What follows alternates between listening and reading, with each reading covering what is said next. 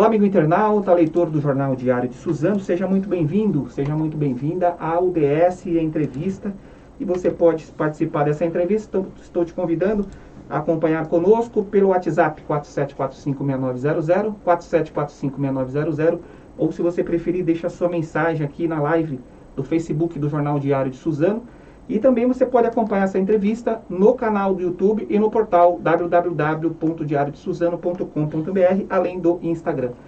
O assunto de hoje será, vamos falar sobre política, um pouquinho sobre política.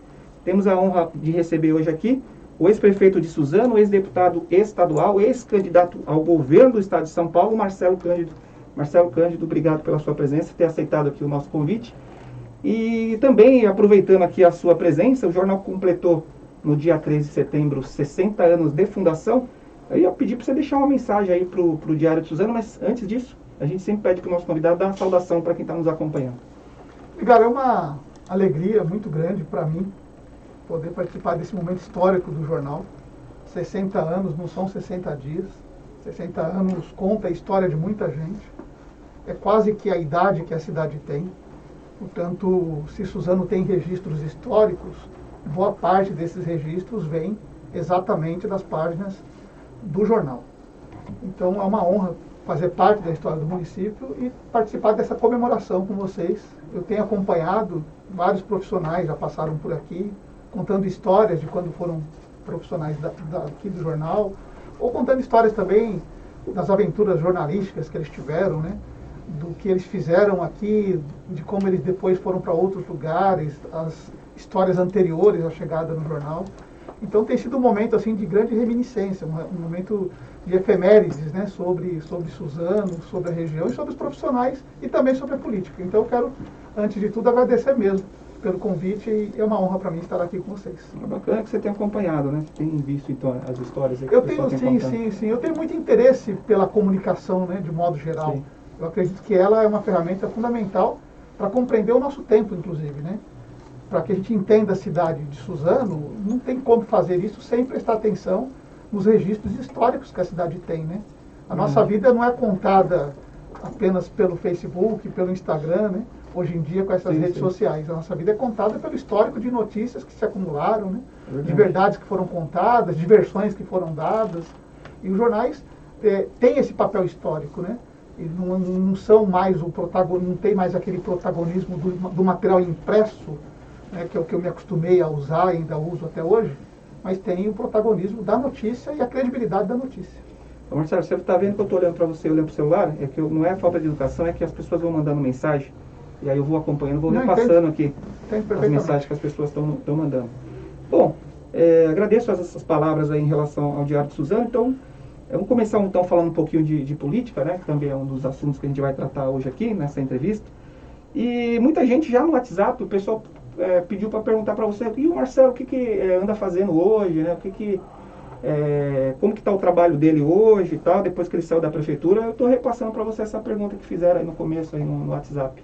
Desde quando eu saí da prefeitura, eu me dediquei à atividade privada. Eu não tive nenhuma experiência pública depois que eu deixei a prefeitura em 2012. Apesar de ter recebido convites, né? Recebi convites, inclusive recebi convites para ir para Brasília, passar um tempo lá em Brasília, trabalhando no governo federal. Também recebi convites para trabalhar em São Paulo, capital. Mas eu fiz uma opção de me dedicar à atividade privada por um período, coisa que eu fazia antes. Parei durante o período da prefeitura, embora também eu tenha tido experiência pública bastante expressiva antes da minha atividade pública, né, de prefeito, de deputado. Também fui assessor parlamentar, seja na Câmara Municipal ou também na Assembleia Legislativa de São Paulo. Então eu passei por essas experiências bastante importantes. Mas nos últimos anos eu tenho me dedicado à atividade privada. Aquilo que eu faço no dia a dia. E também faço política, né, porque a política corre pela veia. Você tem um escritório aqui em Suzano, né? Eu tenho um escritório aqui em Suzano, que é onde eu exerço a minha atividade profissional. É de lá que eu exerço a minha atividade profissional. Mas ela me exige muito trabalho fora da cidade. Eu passei um período longo, inclusive, trabalhando em São Paulo, capital.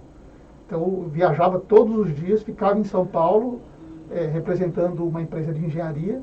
E nesse período foi um período bastante importante. Eu viajei bastante o Brasil, inclusive. Continuo fazendo isso, agora com o meu escritório em Suzano, que é mais prático para mim, é mais fácil, né? Uhum. Bom, está acompanhando a gente agora no começo aqui a Davina Pereira. Boa tarde, um abraço, Marcelo Cândido. Ana Cláudia Oliveira, boa tarde a todos. Boa tarde ao ex-prefeito Marcelo Cândido. Que diga-se de passagem, Suzano, em sua passagem na época, teve a melhor saúde do Alto Tietê. O Vaval Alencar também está nos acompanhando aqui nessa Bacana. Um nessa abraço entrevista. aí, um agradecimento pela companhia. Ô Marcelo, eu queria voltar nos anos 2000, eleições de 2000, eleições municipais de 2000, que foi, que você falou da importância da imprensa, e foi quando o Diário de Suzano viu lá, até demos manchete na época, né, a Simone era a editora do jornal, a gente viu lá a vitória do Estevão Galvão na eleição, mas o crescimento do PT, quase que o PT ganha aquela eleição, né? Eu queria saber o seu sentimento em relação a essa eleição daquela época e como que você viu essa cobertura do Diário de Suzano em relação à eleição. Olha, nós tivemos bastante controvérsia naquele processo eleitoral em função da própria cobertura que foi dada naquele momento. Eu era um candidato bem desconhecido. Eu não era um candidato que já tivesse exercido algum mandato. Eu não era vereador, eu nunca tinha disputado uma eleição. O meu pai, sim, era vereador do município, era bem conhecido. Mas eu, pessoalmente, nunca havia disputado uma eleição sequer para coordenador de sociedade de amigos de bairro, dirigente sindical, nada disso. Então foi a minha primeira experiência eleitoral. E eu não fui visto de início como um candidato competitivo. Mas eu tinha as minhas convicções, sabia que o momento histórico exigia mudança no município, e eu fui para a rua fazer campanha. Inaugurei, inclusive, um modelo de campanha que depois passou a ser copiado, e até hoje tem gente que copia aquele modelo de você fazer propaganda por meio de um caminhão de som, meio que falando para o nada, assim, mas fazendo o som chegar na casa das pessoas pela potência do som. E ali a gente conseguiu sair com 40% da votação. Imagina você, isso em 2000, um candidato que disputa pela primeira vez uma eleição sem nunca ter exercido um mandato público antes. Sai da eleição, perdendo a eleição entre 5 candidatos, fiquei em segundo lugar, apenas 2% atrás do candidato vitorioso. Então foi uma eleição histórica. A sua pergunta é muito importante, porque muita gente não se lembra disso, não sabe dessa história. Alguns contam essa história como um folclore, né, de que houve roubalheira, de que urnas eletrônicas desapareceram. Isso nunca aconteceu. Ali foi contagem de votos e eu perdi aquela eleição por uma diferença pequena. 2 anos depois eu me elegi deputado, naquele ano, com a maior votação da história do Alto Tietê. Mais uma semana aí, eu acho que você... Eu acredito que se tivéssemos... mais um tempo estava em crescimento, você tem razão. Sua candidatura, né? Sim, sim. A candidatura ela pegou um ritmo de crescimento muito acelerado. Se nós tivéssemos aí mais uns dias, seguramente ganharíamos a eleição. Agora, se tivesse 2 turnos naquela época, aí com certeza haveria uma virada importante. No segundo turno eu teria sido prefeito em 2000, não em 2004, como de fato aconteceu depois. Você falou do seu José Cândido, seu pai, eu lembro muito do empenho dele em relação aos bairros da divisa, né? Sim. Acho que você estava na Câmara. Eu estava na assessoria dele. Na assessoria, né? E ele se empenhou bastante na época, né, em relação aos bairros de divisa, que eram bairros praticamente esquecidos ali, mas depois acabaram... teve a divisão lá entre Itaquá, Mogi e Suzano, né? Sim. Queria que você contasse um pouco o que você lembra dessa época aí. Na verdade, havia um problema na demarcação dos territórios de Mogi, Suzano e Itaquá, naquela porção do extremo norte da cidade. Esse problema de demarcação não é competência do município, e nem de nenhum dos municípios, mas competência do Estado. E se a gente pensar como era aquela região há tantos anos atrás, quando foi feita a delimitação dos municípios, era uma região inóspita, não tinha loteamento ainda aberto, então havia um problema de fronteira. E aí naquela sanha de vender terreno, muita gente foi abrindo loteamentos, vendendo terrenos, e esses terrenos eram vendidos em áreas que tinham uma certa aproximação, mas não havia certeza da posição do perímetro dos municípios. E aí criou-se uma confusão. Então, Jardim São José, Jardim São Bernardino, Jardim Gardênia Azul e outros bairros ali do entorno não eram reconhecidos como bairro de Suzano, tampouco utilizavam os benefícios de Suzano. Uns estavam em Mogi das Cruzes, outros estavam em Itaquaquecetuba, ou seja, havia uma confusão danada. E meu pai, junto com outros vereadores, o Mauro, o Tanoeiro também na época atuava nisso, era vereador, o Antônio Carlos Jeremias, que era colega do partido do meu pai naquele ano. Então houve uma atuação muito forte dos vereadores, inclusive o pai do Vaval Alencar, que é o Geraldo Alencar, também estava na comissão, e houve um trabalho dirigido, liderado pelo meu pai, para que aquela região pudesse ser... Ele conseguiu o plebiscito. Ele conseguiu um plebiscito para que pudesse definir a escolha, porque assim, começou a surgir controvérsia, né? Para qual município vai, né?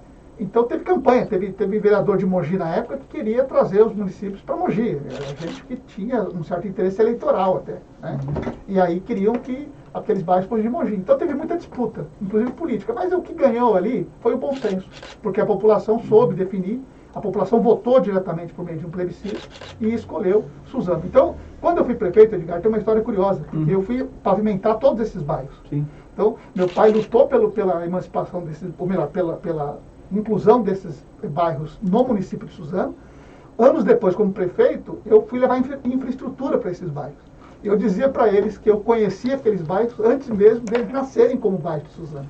E que naquele momento em que eu levava a infraestrutura, eu estava cumprindo, inclusive, um desejo muito forte que meu pai tinha, não só de reconhecer os bairros como bairro de Suzano, mas também de reconhecê-los como portador de direito à cidadania, com toda a infraestrutura que um bairro deve ter. Então a região do Gardena, São José, Jardim Varã, tudo ali foi obra também de infraestrutura que eu coloquei quando fui prefeito.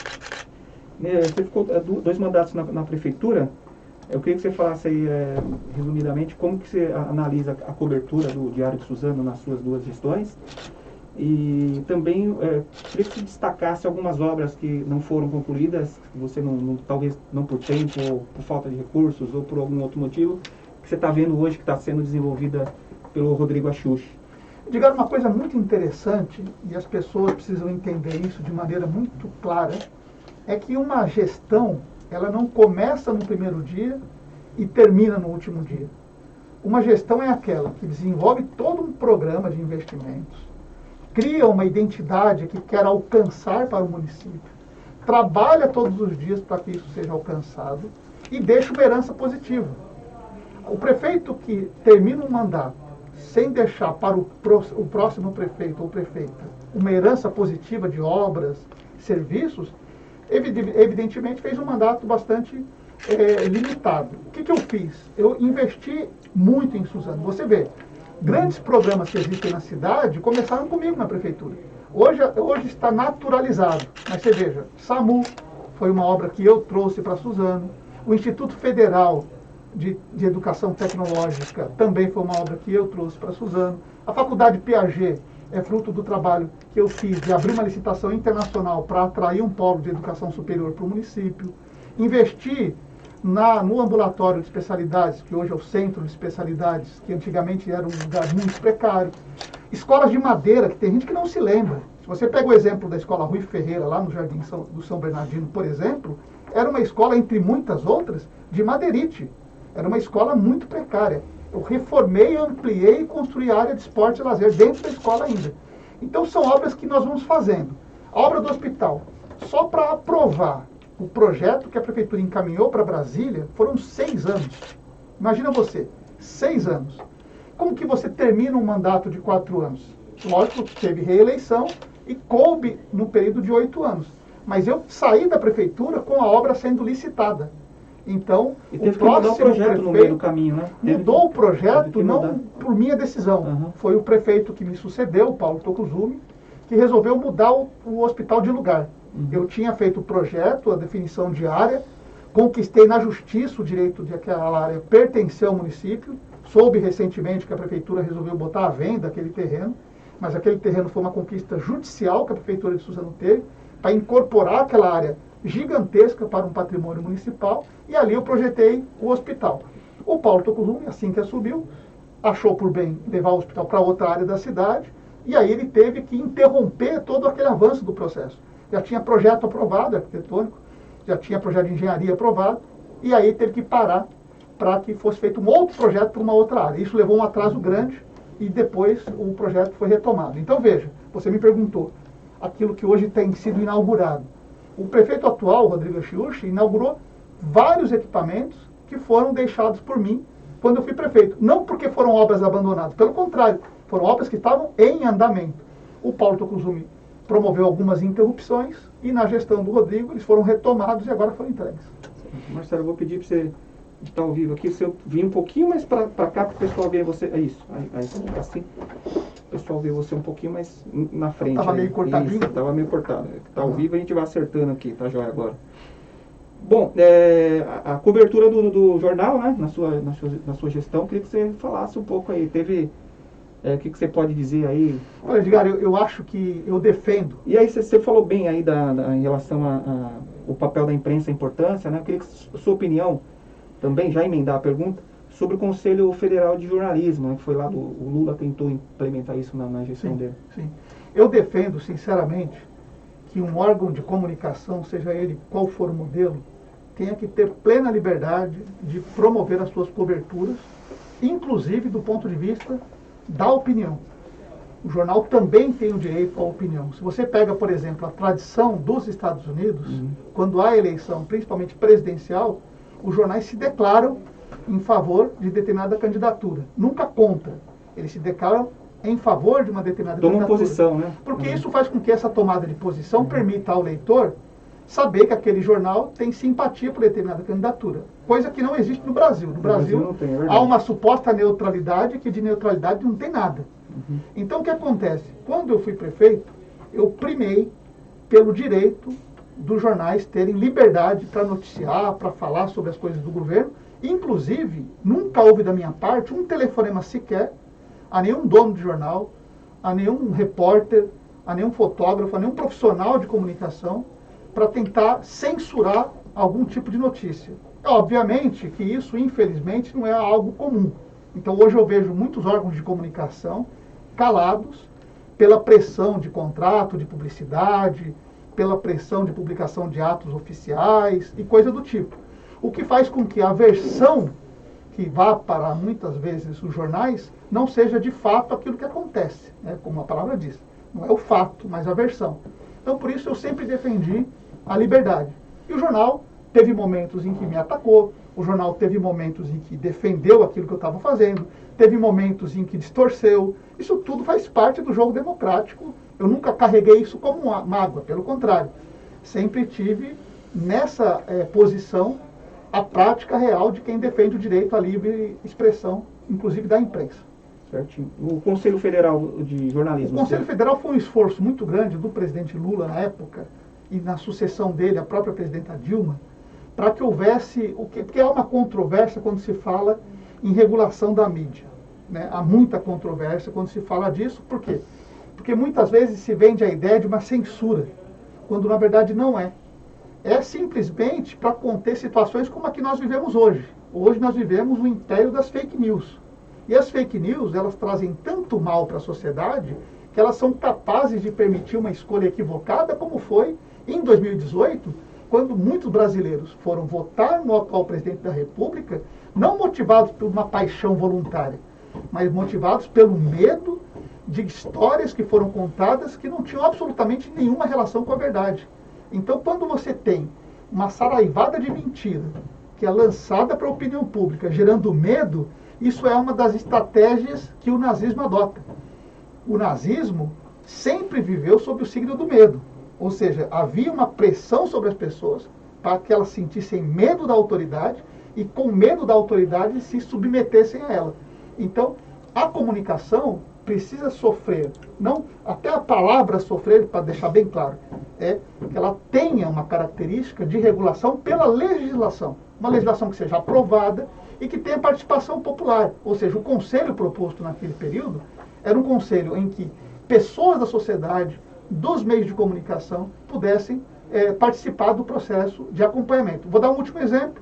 A própria Globo admitiu anos depois que errou em apoiar a ditadura militar e anos depois errou em fazer aquela edição do debate entre o Collor e o Lula, que foi manipulado para favorecer a candidatura do Collor. Ou seja, se uma imprensa se presta à manipulação e à fake news, com certeza ela distorce a opinião pública e o resultado eleitoral pode ser o pior do mundo, como aconteceu em 2018.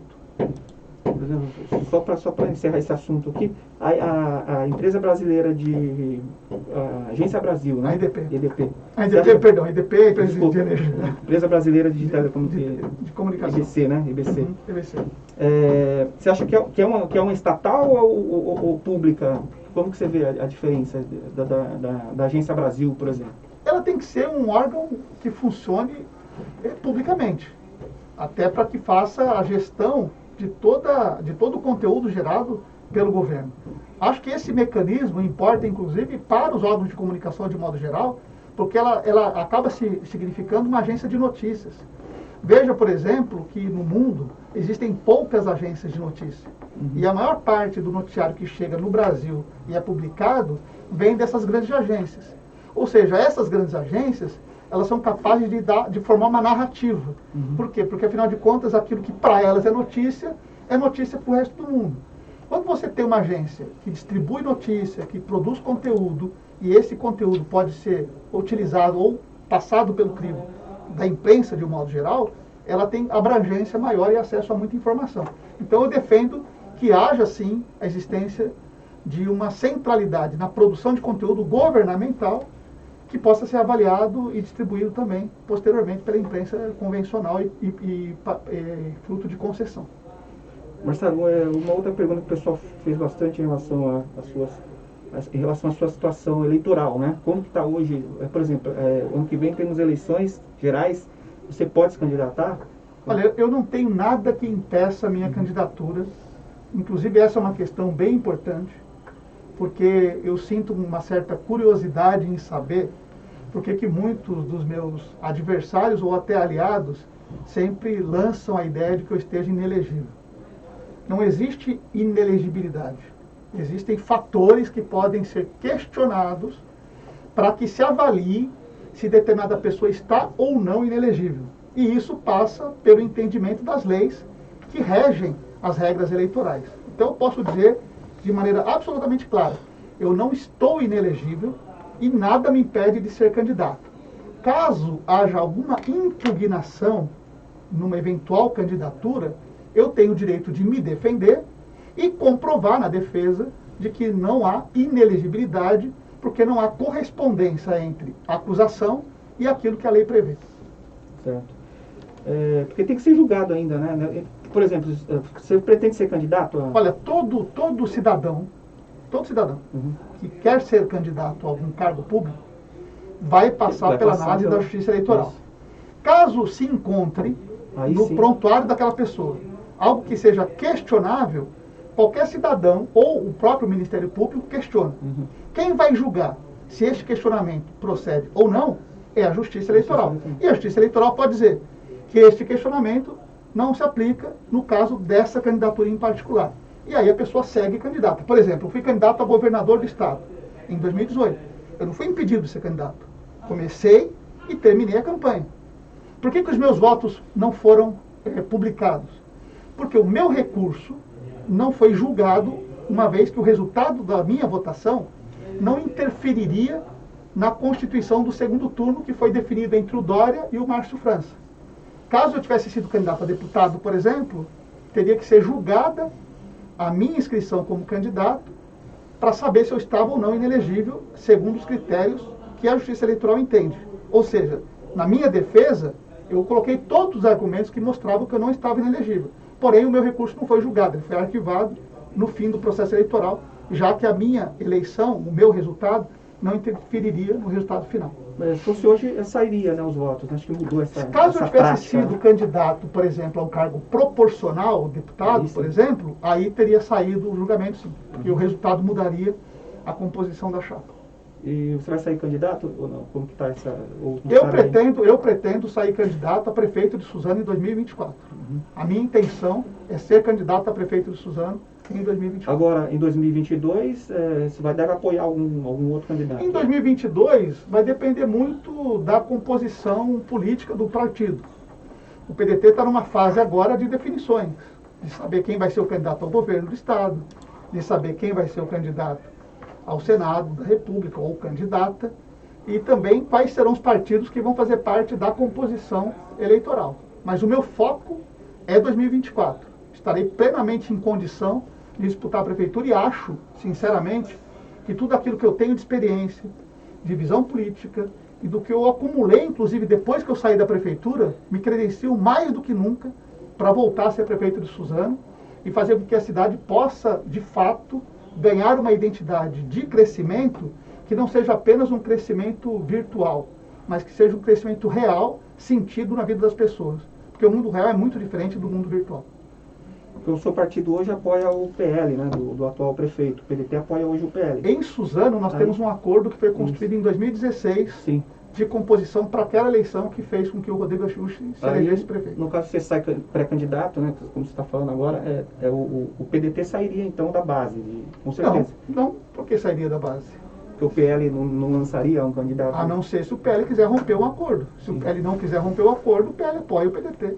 É natural. Afinal de contas, o PDT apoiou o PL, indicou o vice, o prefeito se elegeu, depois, com o apoio do PDT, o prefeito se reelegeu, e nós combinamos em 2016 que em 24 o PDT indicaria o cabeça de chapa.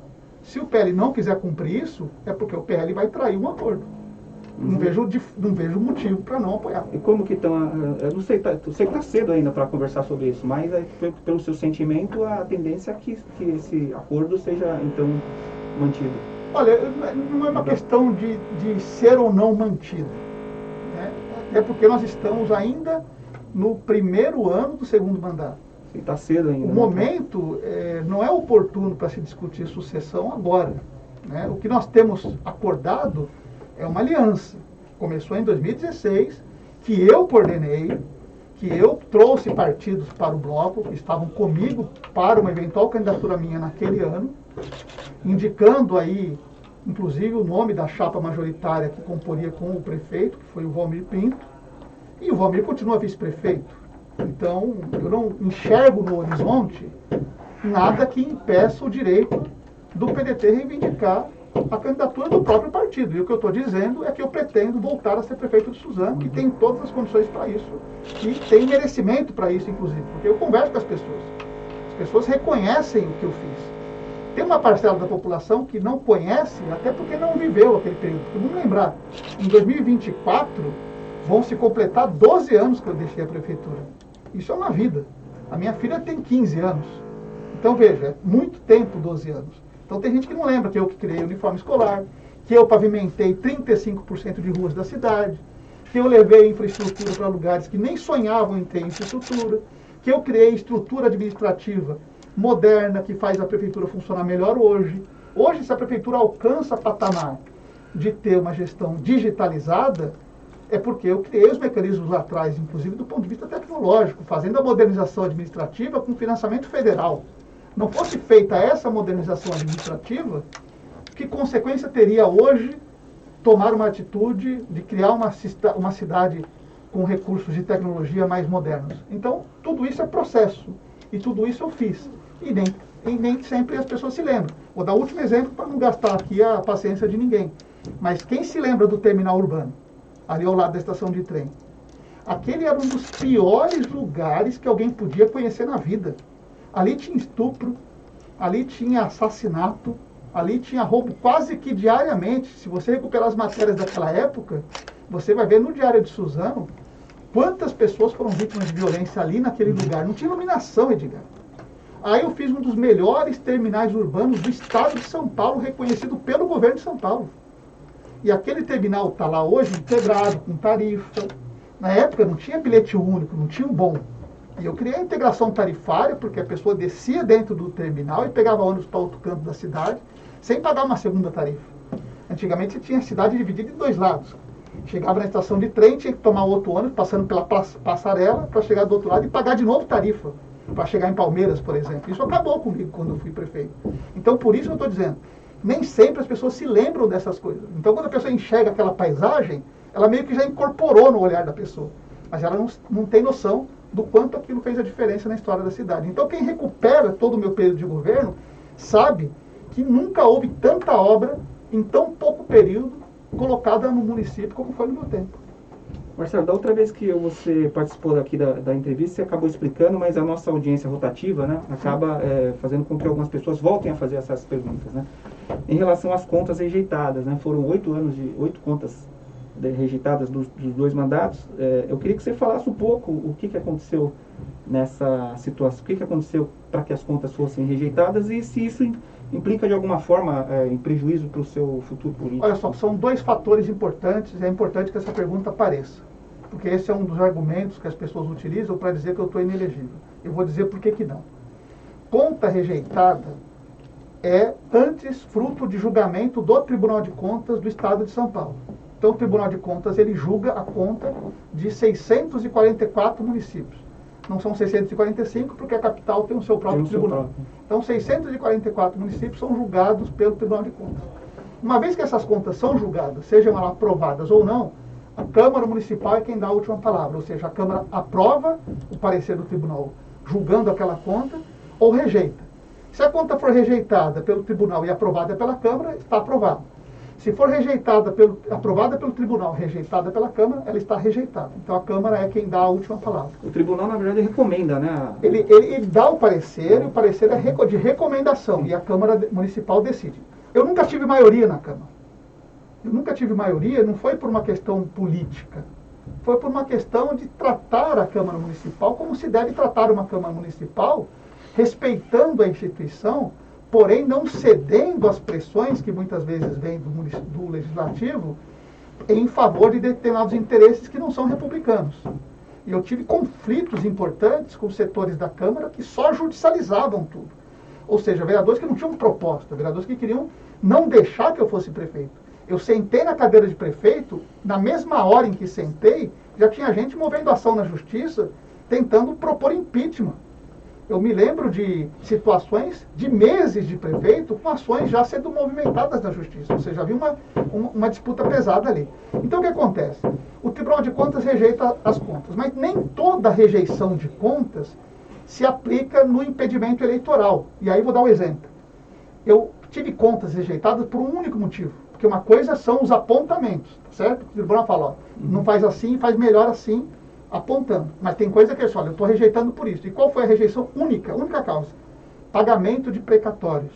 Porque o tribunal entendeu que os precatórios que eu paguei não foram de acordo com as regras do tribunal. No momento em que o Senado Federal votava uma mudança na fórmula de pagamento, estabelecendo limites percentuais para o pagamento, ou então limites de tempo, ou seja, até 15 anos de parcelamento. E que o município poderia fazer a opção do melhor modelo. Só que o Tribunal de Contas, diferentemente da decisão do Senado, ele optou por um modelo, não o município baseado na lei. E aí entendeu que os precatórios foram pagos de forma diferente. Vou dar mais um exemplo só. Eu questionei valores de precatórios. Então tinha cobrança, por exemplo, de 7 milhões. Aí eu faço um laudo e descubro que era 300 mil. Se você paga 7 milhões, olha o prejuízo que causa ao município. Só para dar uma comparação, a Marginal do Una, eu fiz a pista direita, embora dizem que foi uma coisa só agora, mas eu fiz a pista direita da Marginal do Una. Na época, em 2005, custou 4 milhões de reais. Imagina se eu pago um precatório de 7 milhões. Eu não faria a Marginal do Una. Eu não faria o Gardênia e o Margarete, que custaram também 4 milhões. Então eu questionei o valor. E aí o Tribunal de Contas rejeitou. Mas, Edgar, a rejeição por não pagar precatório da forma como queria o tribunal não gera inelegibilidade. Por quê? Porque não tem dolo, não tem prejuízo ao erário, pelo contrário, você deixou de pagar, e não tem enriquecimento ilícito. E é isso que a lei de ficha limpa diz que impede alguém de ser político, de ser candidato. Então não tem inelegibilidade nisso. A sua administração fez essa opção, né? Meio que já sabendo que poderia dar uma implicação aí. Edgar, precatórios, não, na época estava em mudança na lei federal. Então a lei federal de pagamento de precatório estava sendo discutida no Senado. Então não foi só uma opção do ponto de vista técnico, foi uma opção política também. Entre pagar 7 milhões de um precatório que valia 300, eu achei melhor contestar na justiça os 7 milhões e pagar os 300 do que deixar de investir em pavimentação na periferia, deixar de entregar uniforme nas escolas, deixar de entregar material nas escolas. Foi uma opção que eu fiz em defesa da população de Suzano. Eu queria que você falasse um pouco dessas manifestações que ocorreram aí do dia 7, né, 7 de setembro, e agora domingo também. A gente sempre falava que via sempre movimento está polarizada ainda a possibilidade das eleições entre o Lula e o Bolsonaro, e dificilmente tinha aí um protesto de terceira via, né? Acabou entrando agora, a gente viu aí no domingo o protesto que reuniu aí o pessoal da terceira via, o Ciro Gomes também estava no protesto, o Alckmin. Eu queria saber se você acha que vai ser viável a inclusão dessa terceira via nessa disputa eleitoral de 22. Olha, no PDT nós temos trabalhado não com a ideia de uma terceira via. Nós temos trabalhado com a ideia da legitimidade da campanha e da candidatura do Ciro Gomes. O Ciro Gomes, que já foi candidato à presidência da República, tem uma experiência que poucos têm na política brasileira. Ele já foi governador, já foi ministro de Estado, já foi prefeito de capital, já foi deputado, ou seja, ele tem uma farta experiência muito diferente de muitos que vão para a política sem carregar uma história de realizações como ele tem. No caso da candidatura do Ciro, ela está se colocando legitimamente como uma opção para aquele eleitor que não quer o Bolsonaro e para aquele eleitor que não quer o Lula, mas também para aquele eleitor que não quer o Dória, que não quer o Eduardo Leite, que não quer o Mandetta, que não quer a Marina Silva, ou seja, uma candidatura que se coloca ao crivo do eleitor para que ele possa escolher como presidente da República o nome de alguém que tem a experiência que o Ciro Gomes tem. Então essa ideia da terceira via é mais uma maquinação que se faz na política para tentar fazer um debate. É evidente que hoje as eleições, pelas pesquisas, estão sendo polarizadas pelo Lula, aliás, com uma diferença brutal na frente do Bolsonaro. Eu me arrisco a dizer aqui com segurança que o Bolsonaro não se elege presidente da República. Isso justifica, em boa medida, as práticas autoritárias que ele tem, porque é isso que pode dar a ele uma condição de pensar num golpe. Se ele não deu um golpe, não foi porque não quis, foi porque não teve condição de dar um golpe. Porque a vontade que ele tem é de se perpetuar no poder. O discurso que ele faz é igual, historicamente, a todo discurso autoritário que a gente conhece mundo afora.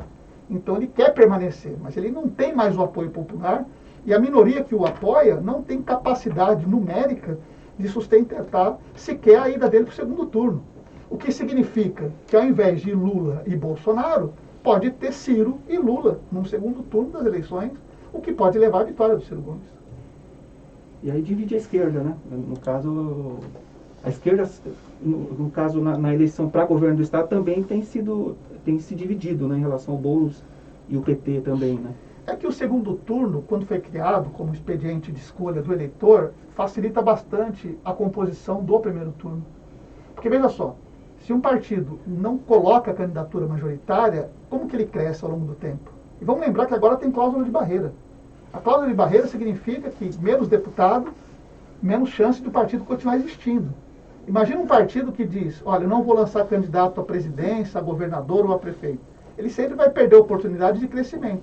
E quando isso acontece, qual é o problema? O partido não tem os resultados eleitorais que dão fôlego para ele continuar sobrevivendo, inclusive. Então, no primeiro turno, qual que é o jogo? Os candidatos jogam as suas candidaturas e no segundo turno, cada qual que não vai para o segundo turno, opta por uma das candidaturas que chega no segundo turno. Então, é uma organização, é um formato eleitoral bastante produtivo e eficiente. O Brasil vem experimentando já há bastante tempo. Você participou da eleição com o Ciro Gomes, né? Você foi candidato ao governo do Estado e o Ciro saindo agora em 22. Você pretende trazer ele aqui na região? Tem conversado com ele? Vai ajudar na campanha, evidentemente, né? Que você falasse um pouco. Sim, eu tenho conversado bastante com ele. O Ciro, na verdade, ele tem uma agenda extremamente carregada de compromissos. E com a pandemia, ele disse outra coisa outro dia que me chamou muito a atenção, aumentou ainda mais o compromisso dele. Porque assim, com a pandemia, a gente teve que recolher um pouco toda aquela caminhada, aquelas andanças. Mas como que se marcava uma agenda naquele período, antes, no pré-pandemia?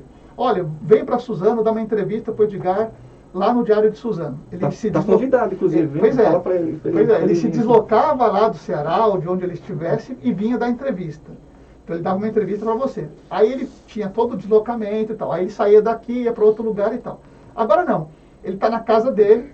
Por exemplo, ele deu uma entrevista para o UOL, né, no dia 8, um dia depois dos protestos do 7 de setembro, lá de Fortaleza. E naquele dia ele falou também com outras órgãos de comunicação Brasil afora. Então, o que era para ser, às vezes, uma entrevista ou duas por dia, hoje, com a pandemia, começa às 8 da manhã e termina à meia-noite. Então, assim, a agenda dele está bem carregada. Mas, seguramente, o Ciro, assim como ele fez em 2018, ele virá a região nossa, não só para a campanha. Nossa intenção é trazê-lo antes da campanha, para conversar com a militância, para conversar com a população, para ser ouvido, né? Porque o Ciro é um homem muito inteligente. Então, as pessoas, quando ouvem o Ciro, têm o direito e a oportunidade de conversar com ele, de questioná-lo, elas invariavelmente elas saem muito bem impressionadas. Eu queria que você falasse um pouco, Marcelo, da sua experiência como candidato ao governo do Estado de São Paulo. Você participou, inclusive, de debates, né? Bacana. Teve embates com o João Dória na época. Eu vi, foi bastante importante para você, eu acho que na sua carreira política. Eu queria que você falasse um pouquinho dessa sua experiência. O que você viu de mais necessidade no Estado de São Paulo que poderia ajudar caso o PDT vencesse as eleições? Olha só, o Estado de São Paulo é um dos estados que tem a maior diversidade econômica do país. O Estado de São Paulo ele consegue ter uma vocação extremamente grande na área do turismo, que vale tanto para a área litorânea quanto para a região de montanha. Então você tem uma diversidade turística bastante significativa. A produção agrícola do Estado de São Paulo é uma das mais modernas do mundo. Mas também o Estado de São Paulo tem a atividade da agricultura familiar como uma das mais produtivas do país. Então existe diversidade de tecnologia, de meio de produção. São Paulo é um dos polos exportadores mais expressivos do mundo. E São Paulo tem uma população tão diversificada, inclusive através do sotaque entre aqueles que moram na praia, que moram na Grande São Paulo e que moram no interior do estado. Então São Paulo é de uma riqueza muito grande. E quando eu fui candidato a governador, eu pude me deparar com tudo isso. Eu pude conversar com muita gente, pude me preparar para governar uma máquina que é muito maior do que uma prefeitura. Embora a legislação que determine o funcionamento da gestão pública valha tanto para municípios quanto para estados e União, mas o fato é que a governança de cada um dos entes é bem diferente. Então eu tenho a experiência de quem foi prefeito, que foi eleito, reeleito, bem avaliado, e quando fui disputar o governo de São Paulo, eu me preparei para governar a máquina do tamanho de São Paulo, ou seja, uma máquina que organiza a segurança pública de toda a população de São Paulo, uma máquina que realiza obras de metrô, que tem obras portuárias, uma máquina que é muito incomparável com qualquer município, inclusive com a capital. Então isso me deu uma experiência extraordinária. Eu digo para você que foi mais do que fazer 2 doutorados de uma única vez. Sim, foi uma coisa indescritível. Tem algum bastidor que você pode contar do debate aí? Alguma coisa lá que não sei se você lembra, assim, que você participou de alguns debates. Eu participei de todos os debates. Todos, né? Todos os debates. De campanha para governador. Na hora do intervalo, assim, tinha muita briga, assim? Acho que não, né? Olha, algumas coisas curiosas, né? Aquela história do primeiro debate na Band sobre o Javapor, que era um problema que, de fato, tomou uma parte do debate, e eu até brinquei que o Paulo Scaff estava do meu lado, ali na bancada da Band, e eu virei para ele e falei assim, ainda bem que essa pergunta de Javaporco não caiu para mim, porque eu não faço a menor ideia de que história é essa do Javaporco. Eu estou confessando uma debilidade, mas é porque tinha lá uma decisão do então governador Márcio França de controle da produção, do crescimento da população do Javaporco. E aí teve toda uma polêmica em torno daquilo, né? E teve um debate, por exemplo. Então esse assunto foi um assunto que nos bastidores gerou muita piada, muita brincadeira, do tipo, mas que história é essa do Javaporco e tal. Então esse foi um exemplo. Eu tive a oportunidade de ver o Daciolo aí, acompanhando o Ciro no debate presidencial, aparecer para o mundo. Porque ninguém conhecia o Daciolo. Tudo bem sabia que ele era líder dos bombeiros, que se elegeu deputado, mas disputar a presidência te dá mais projeção. E aí ele apareceu com a Bíblia na mão, né, falando com todo aquele linguajar tipicamente carioca, né, ressaltando as palavras como ele ressaltava, né, glória a Deus, né, uma coisa que eu não consigo nem imitar. Então, assim, ele foi uma coisa muito curiosa também. Eu vi aquilo nos bastidores também. E vi tentativas de certa desentendimentos também entre candidatos ali nos bastidores. Eu mesmo, durante o debate, eu acusei dos bastidores. Eu falei, João Dória. Eu falei, cara, desse jeito. Eu falei, cara, na política há que ter respeito. Você não pode pegar uma fake news e jogar num debate como se fosse uma verdade, né? Porque tem limite. Você não pode falar uma bobagem dessa, porque isso tem preço. As pessoas gravam e isso vai ser espalhado depois como se fosse uma verdade. Então, assim, nos bastidores tinha, assim, umas trocas ali uns peguinhos aí, né? Tinha uns peguinhos, assim. Ô, Marcelo, estamos chegando no final da entrevista, mas eu queria que você falasse um pouco da pandemia. Como que você viu a situação da pandemia em relação às ações do Estado de São Paulo em relação à pandemia? E aí eu estendo essa pergunta para as prefeituras. Como que você analisa o trabalho de enfrentamento das prefeituras e do Estado? Acertadamente ou não? O Estado de São Paulo criou uma área, um grupo de contingência, né? Um grupo formado por técnicos que, de certa forma, delineou qual seria a abordagem para o enfrentamento à Covid no Estado de São Paulo, coisa que a União não fez.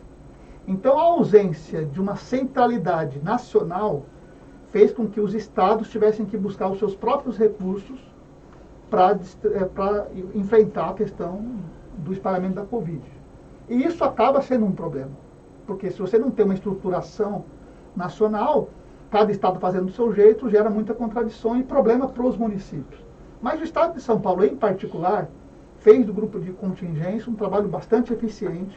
Inclusive, o governador teve a iniciativa de buscar a produção da vacina por um dos institutos mais renomados do planeta, que é o Butantan, e deu a resposta rápida junto com o Manguinhos, o Biomanguinhos, lá no Rio de Janeiro, que também acabou, posteriormente ao Butantan, buscando produzir a própria vacina com a chegada do IVA. Então, com isso, a gente conseguiu ter uma resposta mais rápida. E esse padrão foi sendo jogado para os municípios. Então, o que os municípios fizeram? Eles tiveram que acompanhar toda a estratégia. Tanto se você notar, o que acontece em Suzano, acontece em Mauá, o que acontece em Mauá, acontece em Mogi, o que acontece em Poá, acontece em Araraquara, o que acontece em Araraquara, acontece em São José do Rio Preto, assim por diante, do ponto de vista da aplicação da vacina. Porque teve todo esse panorama estadual. Agora, teve medidas que são locais. Você pega o caso de Suzano. Esse final de semana, o barulho aqui na área central dos bares estava insuportável. Eu, pessoalmente, mandei uma mensagem para um agente público cobrando providência. Não tinha nenhuma regra sendo cumprida. Os bares todos lotados, som alto até a madrugada. Teve queima de fogos à 00:30, aqui no centro da cidade. Nós estamos com o Covid, não está controlado. Não acabou o Covid. Mas se você andar nos bares de Suzano, principalmente à noite, de madrugada, o comportamento não tem fiscalização, não tem controle nenhum. Ou seja, e essa variante Delta, que é muito mais violenta do ponto de vista da disseminação, ela não é tão letal, como a ciência já demonstrou, mas ela se espalha muito. A transmissão é maior. E a transmissão é maior. E não está tendo uma fiscalização e um controle adequados. Então, assim, essa questão da pandemia ainda não foi encerrada, ainda é preciso ter cuidados. Tem bastante gente assistindo a gente aqui, ó. O Jurandir, só fazer a última pergunta aqui. O Jurandir está perguntando, Marcelo, eu gostaria que você eu gostaria que você falasse sobre da rodovia intermunicipal que você tentou implantar na cidade de Suzano e foi impedido. O que é isso? É uma rodoviária, acredito, né? Deixa eu ver aqui.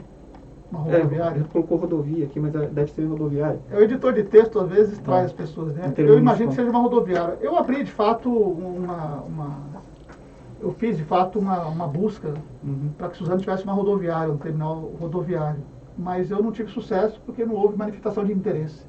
Quando você tem um projeto de rodoviária, não depende só da iniciativa da prefeitura.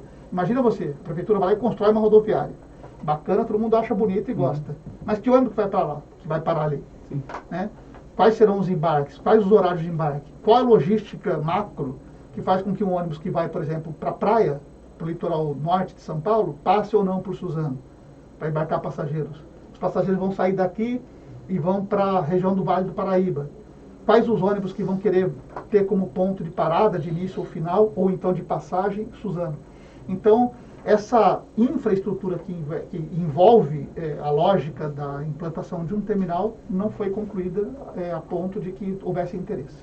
Tá certo. Marcelo Cândido, muito obrigado pela sua presença aqui, ter aceitado o convite aqui dessa entrevista bacana aqui que você deu pra gente. Queria que você deixasse aí uma mensagem final aqui para o nosso internauta. Edgar, eu quero me colocar à disposição sempre que possível, porque eu acho importante o debate sobre as coisas que acontecem no Brasil. Agradeço pela oportunidade que você me deu. Aqui eu pude fazer aqui até um anúncio, né? Até disse que o candidato foi feito em 2024, se Deus quiser, se a população assim permitir, e vamos construir isso. Já vai agitar a política aqui, esse anúncio que você fez ali. Isso é uma construção, né? Mas também falei sobre a questão das eleições nacionais. Acho muito importante uma diferenciação nesse momento entre as eleições de 2022 com a necessidade de enfrentar o autoritarismo no Brasil. Bolsonaro, ele é a crise. Tudo que acontece, seja de ordem econômica, seja de ordem social, seja de ordem ambiental, tudo passa pela centralidade da figura do Bolsonaro. Não é uma questão de fazer ataques ou não a ele. Mas vamos falar a verdade, Edgar. Desculpa tomar mais um segundinho apenas. Vamos falar a verdade. Qual é a realização do Bolsonaro? Porque assim, quando você tem um presidente da República, ele mostra alguma coisa. Então você pega lá o Fernando Henrique Cardoso.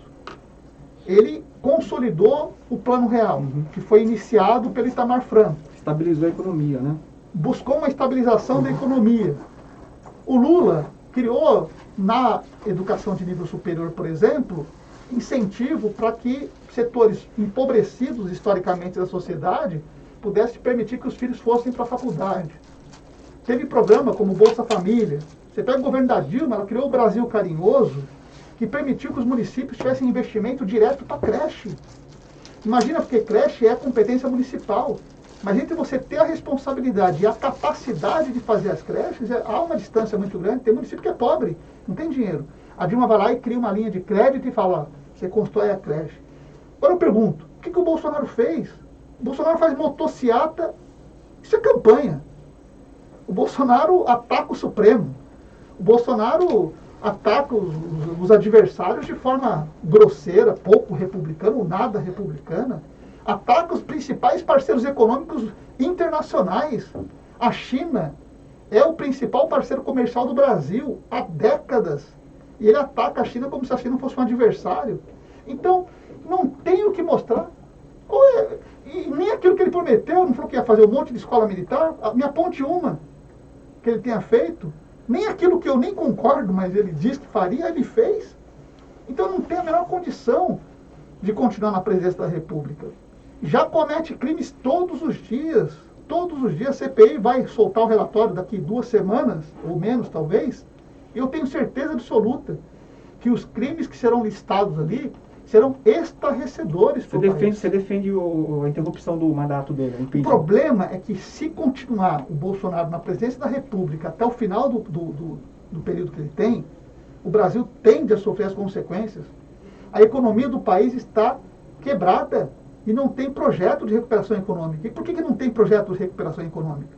Porque o Paulo Guedes tem um receituário que foi adotado no Chile na década de 70, no Pinochet, que foi uma de entregar o patrimônio público e pronto. Você vende a Petrobras, que foi criada pelo Getúlio, a troco do quê? O pré-sal, quando foi descoberto. Qual foi a legislação que o governo federal aprovou na gestão do Lula e da Dilma? Que o recurso do pré-sal iria para a educação e para a saúde. Olha quantos bilhões iriam para essas duas áreas. Aí veio a Lava Jato, criminalizou a política e fez com que houvesse uma interrupção, ou seja, um corte no projeto de investimento em educação e saúde. E a Petrobras passou a ser vendida em lote. Então a bacia do pré-sal já não é mais 100% nacional. Empresas norte-americanas, sobretudo, já participaram dos leilões de compra. E no que elas fazem a aquisição desses setores, elas passam a dominar o controle. E aí o dinheiro que seria público vira dinheiro privado para acionista, que nem paga imposto. Porque lucro e dividendo não está na conta de pagamento de imposto no Brasil. Já foi no tempo de Itamar, depois deixou de ser. Agora tem proposta de retomada, o Ciro mesmo defende isso. Paulo Guedes está propondo isso em 20%, mas está tirando também e trocando por não pagamento de precatório. Então, olha, eu tive conta rejeitada por não pagar precatório, né? Paulo Guedes está provando calote. Eu paguei, diferentemente do valor, mas paguei. Ele está dizendo que não vai pagar, né? Então, veja, o Brasil não consegue, não suporta viver assim até o final de 2012. Agora, não é golpe, viu? O que fizeram com a Dilma foi golpe. Um impeachment inventado em cima de uma pedalada fiscal que nunca existiu. Porém, no Bolsonaro, tem crime de responsabilidade, não são poucos. Existem vários crimes de responsabilidade. E aí, se não for punido por isso, ninguém mais vai ser punido daqui para frente. Tá certo. Bom, obrigado então. Eu que agradeço a paciência de vocês, dos leitores não, dos ouvintes, né, aqueles que nos acompanharam. É uma alegria muito grande. Obrigado mais uma vez. Queria agradecer você, amigo internauta, que participou conosco aqui dessa entrevista. Teve algumas perguntas que foram feitas aqui, não consegui fazer por conta do tempo. Marcelo, depois você vai, acho que você vai olhar lá depois, sim, né? Sim, com certeza. O pessoal fez algumas perguntas aqui. Obrigado então, até o próximo vídeo, um abraço a todos.